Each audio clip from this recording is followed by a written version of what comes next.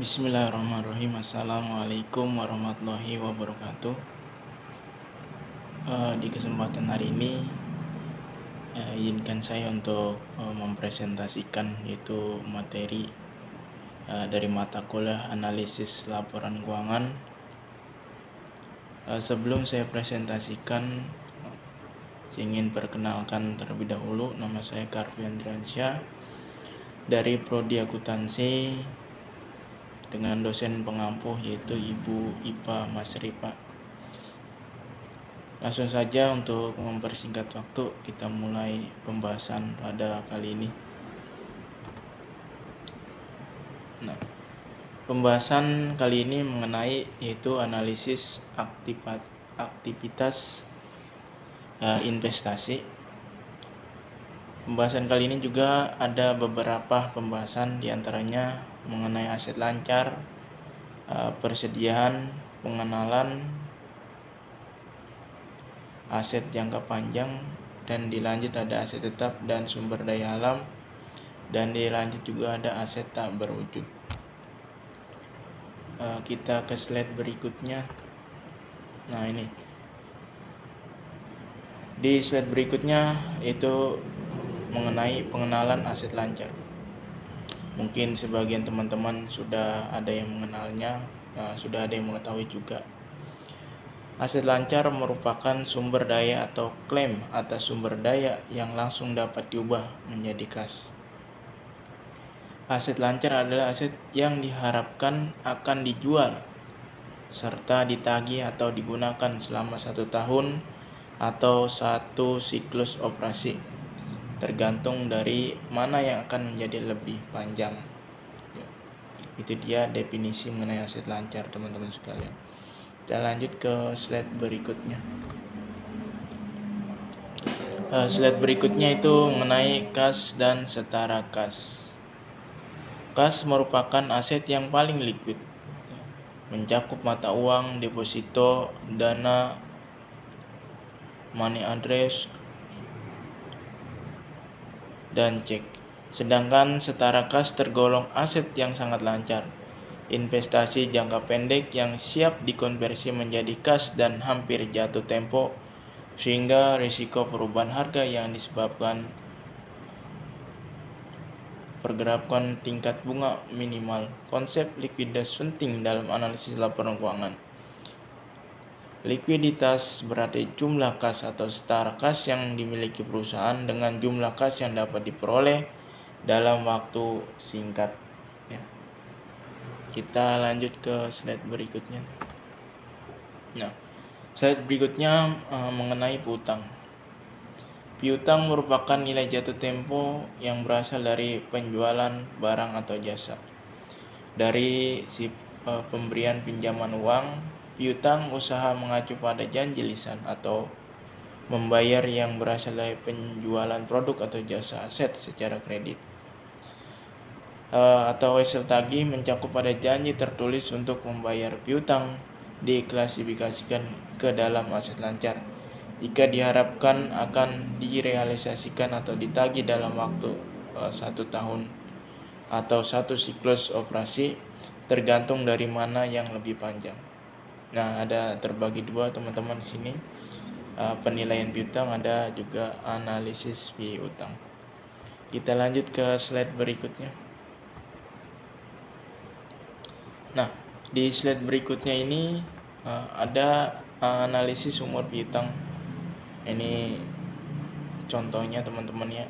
Ada lancar, aset piutang lancar terdiri dari nominal 374,413, jatuh tempo 1 sampai 30 hari yaitu 36,975, sedangkan 31 sampai 60 hari yaitu sekitar 2.471, sedangkan sekitar 61 hari sampai 90 hari yaitu 1.833,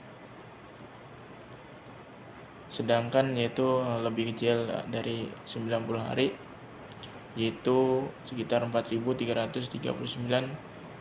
Jumlah total sekitar 430 ya. Dikurangi penyisihan yaitu 554, bersihnya yaitu 429,477. Mutasi penyisihan piutang tidak tertagih adalah sebagai berikut. Saldo pada awal tahun 8.752, penambahan penyisihan 6.405. Tahun berjalan yaitu penghapusan 14.603, saldo pada akhir tahun yaitu 554. Penyisihan piutang tidak tertagih tersebut cukup untuk menutup kemungkinan kerugian atas tidak tertagihnya piutang usaha di kemudian hari. Nah, di sini juga ada beban dibayar di muka. Mungkin teman-teman udah sebagian tahu apa itu beban dibayar di muka. Beban dibayar di muka merupakan pembayaran di muka atas barang atau jasa yang belum diterima. Beban di muka digolongkan ke dalam aset lancar karena mencerminkan jasa yang diberikan jika tidak ada membutuhkan penggunaan aset lancar lain. Nah, ini ada mengenai persediaan. Persediaan merupakan barang yang dijual dalam aktivitas operasi normal perusahaan. Pentingnya metode akuntansi biaya dalam penilaian persediaan disebabkan oleh dampaknya pada laba bersih, dan penilaian persediaan disebabkan oleh dampaknya pada laba bersih. Metode persediaan digunakan untuk mengalokasikan barang tersebut untuk dijual pada harga pokok penjualan atau persediaan akhir. Persamaan persediaan dapat digunakan untuk memahami arus persediaan untuk perusahaan, di mana rumusnya adalah persediaan awal ditambah pembelian bersih diambil harga pokok penjualan sama dengan persediaan akhir. Persamaan ini menekankan arus biaya dalam perusahaan. Arus ini secara alternatif dapat dinyatakan pada grafik kiri. Nah, kita selanjutnya di sini ada arus biaya persediaan. Untuk memberikan ilustrasi asumsi atau biaya yang tersedia, misalnya catatan persediaan suatu perusahaan sebagai berikut. Persediaan tanggal 1 Januari 2019 sebanyak 40 unit ya, seharga 500 sama dengan 40 unit dikali 500 sama dengan 20.000. Persediaan dibeli sepanjang tahun yaitu 60 unit dengan harga 60 dikali 600 sekitar 36.000. Harga pokok barang tersedia untuk dijual yaitu 100 unit totalnya, dan hasilnya yaitu harganya sekitar Rp56.000. Kita lanjut slide berikutnya. Nah, ini ada yaitu metode untuk menghitung daripada persediaan, penilaian atau persediaan teman-teman. Yang pertama ada price in price out FIFO. Metode ini mengasumsikan bahwa yang dibeli pertama merupakan yang pertama dijual. Berikut ada laba kotor perusahaan jika menggunakan FIFO. Penjualan sekitar 24.000 HPP, harga pokok penjualan yaitu 30 unit dikali 500 sama dengan Rp15.000. Laba kotornya sekitar Rp9.000. Sedangkan kalau teman-teman menggunakan metode last in price out atau LIFO, metode ini mengasumsikan bahwa yang dibeli terakhir merupakan yang pertama dijual, sehingga laba kotornya adalah sebagai berikut. Penjualan 24.000, sedangkan HPP atau harga pokok penjualan 30.000 dengan harga unit per unit yaitu 600 sama dengan itu 18.000. Sedangkan laba kotornya sekitar 6.000. Kalau antara penjualan dan HPP ini ditambah teman-teman sekitar dikurang sekitar 6.000. 24 dikurang 18. Sedangkan ketika teman-teman menggunakan metode average cost ya, biaya persediaan rata-rata, penjualannya itu 24.000, HPP-nya itu sekitar 16.800, laba kotornya 7.200, kurang lebih seperti itu teman-teman. Kita lanjut slide berikutnya. Nah, ini ada analisis persediaan. Dampak biaya persediaan terhadap profitabilitas ya. Ini dia tabelnya. Metode LIFO, FIFO offering cost. Persediaan awal untuk FIFO 2000, pembelian itu 36.000. Persediaan akhir yaitu 42.000, sedangkan HPP itu 15.000. Dan metode LIFO-nya itu sekitar persediaan awal 20.000, pembelian itu 36.000, persediaan akhir 38.000, HPP-nya 18.000. Sedangkan menggunakan metode offering cost 20.000, 36.000, dan persediaan akhirnya sekitar 30.200, HPP-nya 16.800. Sedangkan laba rugi berasal ketiga metode berikut adalah metode FIFO, LIFO offering, penjualan 24.000, 24.000, harga pokok penjualan 15.000 dan 18.000 dan 16.800, laba kotornya 9.000, 6.000, 7.200, kurang lebih seperti itu teman-teman. Dampak biaya persediaan terhadap neraca.